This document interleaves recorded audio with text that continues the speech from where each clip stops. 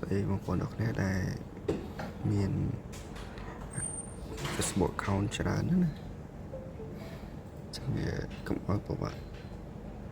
switch ទៅ switch មកចឹងយើងអាច clone app Facebook បាន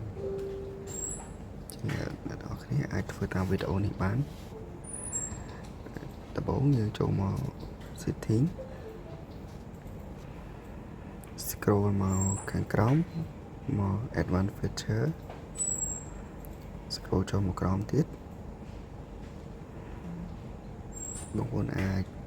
select app មួយណាដែលយើងចង់ clone ខ្ញុំចង់ install Facebook មួយទៀត turn on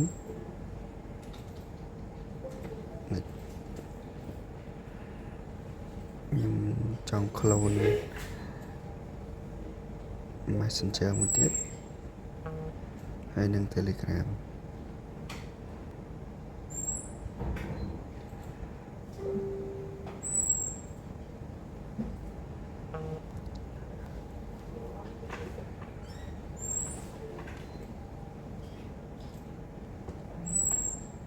អូខេឥឡូវខ្ញុំបាន clone app ទាំង3ហ្នឹងមកលើអេក្រង់ទូរស័ព្ទបាតដៃរបស់ខ្ញុំ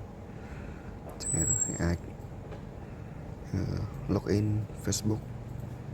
ទី2ឬទី3របស់បងប្អូនអរគ្នាបានអរគុណ